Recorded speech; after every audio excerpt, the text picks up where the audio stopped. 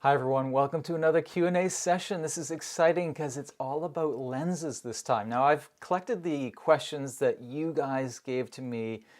It was probably about three weeks ago or a month ago, and it's been a while since I've been able to do a Q&A session, so I'm excited about this one. So let's get straight into the questions. Now Jeremy asks, Mark, what are your thoughts on sacrificing ISO quality to get the perfect shutter speed? So when you're dealing with any fast-moving object, you have to have a shutter speed that's going to be able to capture that moving subject. Say, for example, a fast-moving bird, or if you're into NASCAR races or bicycle races or anything with a fast-moving subject, it's important, of course, to get the fast shutter speed. Now, a lot of people would be reluctant to increase their ISO when doing sports, for example, because of the fear of grain, or in reality, it's called noise, digital visual noise. However, to be honest, it doesn't matter these days. If your camera is like I would say 3 years or newer, then the high ISO abilities are absolutely incredible. So don't ever fear about jacking up that ISO. Here's a mantra to go by. It's better to get the shot than to miss the shot because of a slower shutter speed. Now, sorry, let me back up. It's my own mantra and I don't even know how to say it.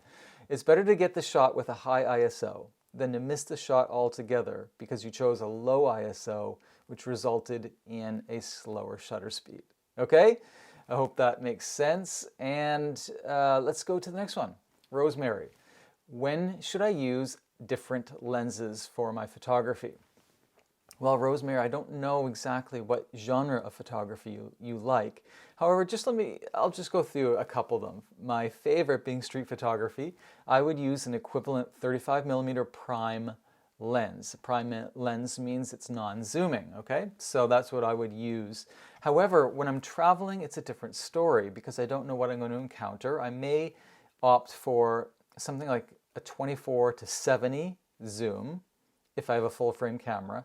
Or if I don't have a full frame camera, I would use the very common 18-55 approximate zoom, which would cover me for most of my potential scenes.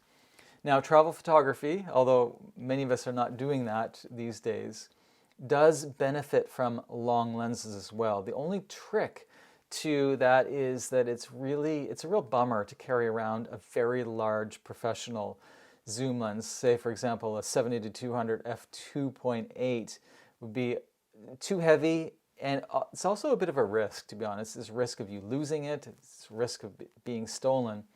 So let's just say for travel photography, 18-55, and let's go with a 55-200. And if you can get an f4, constant f4, 55-200, then that would be great because the f2.8 lenses are too expensive, they're too heavy, and they're a bit of a risk when you're traveling. Now, if you're doing sports, you're going to have to invest, or you don't have to, but it would be best to invest in a constant f4 lens or an f2.8 lens. And the reason being is that sports does require very fast shutter speed, like we were talking when we dealt with Jeremy's question. If you don't have budget for that, simply use whatever lenses you have for sports and just jack up the ISO, like I said. Now, architecture, I love the 24mm and the 18mm, 24mm for architecture. That's really good. And let me see, what other genres do we have? There's so many genres.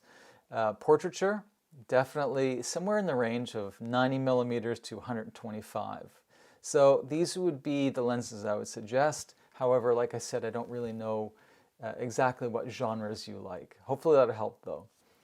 Okay, Jeffrey says, what is the best lens to carry every day? Okay, so again, that would be, it'd be best if we could know the genres that you like, but a carry around lens. In fact, a lens that you might want to keep with a second camera in your trunk, so you always have a way to capture a photo. I would suggest the kit lens. Now, a kit lens is an 18-55 usually, and that's for a camera that's an APS-C size sensor, Or if you have a full frame sensor, then it's usually could be a 24 to 70 zoom lens.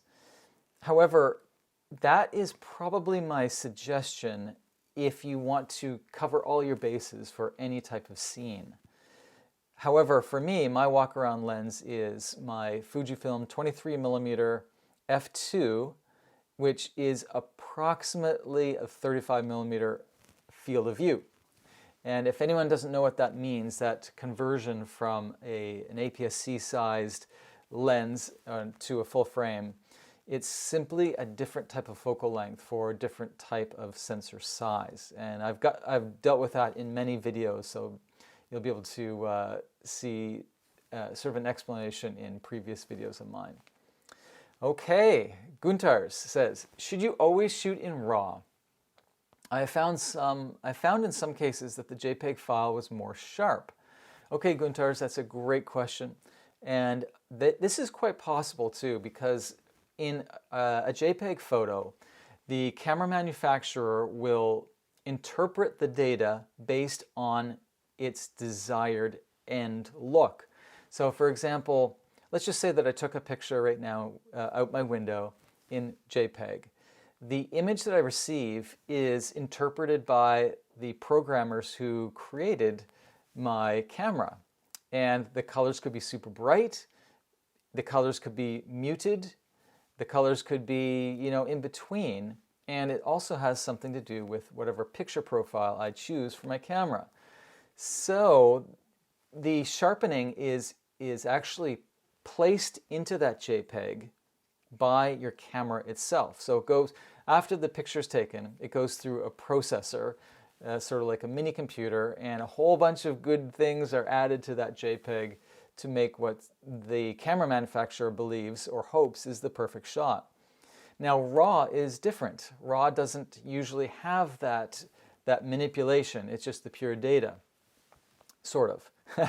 Now you can get a little bit of alteration with RAW, that's true.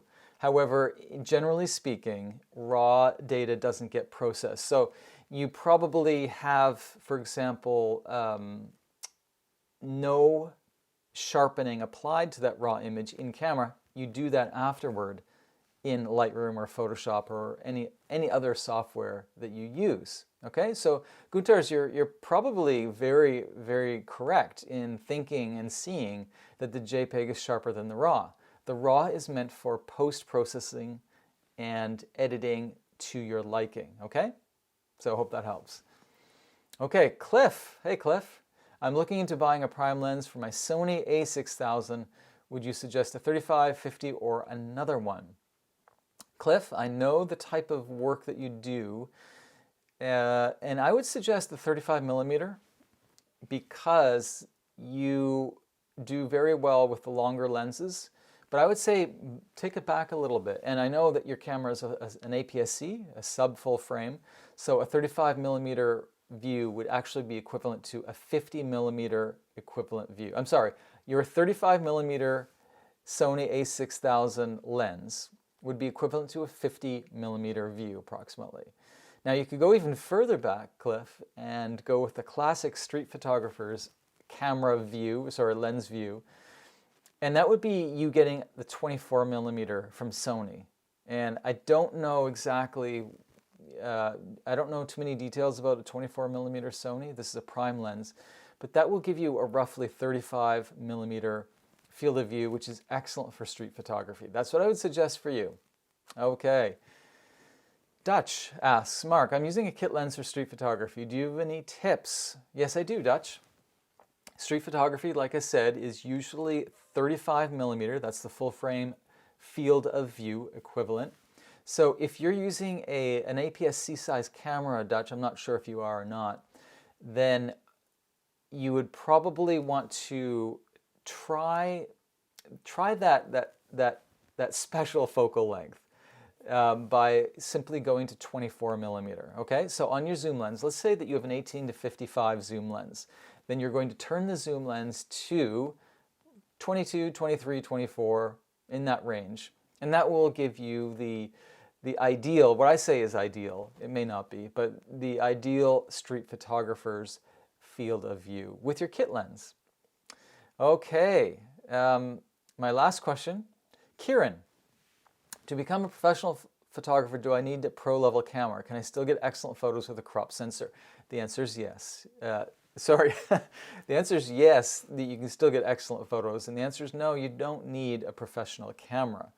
And I go through cameras quite often. In fact, every 5 months maybe I get a different camera, but it's for different reasons. And I usually sell the previous camera.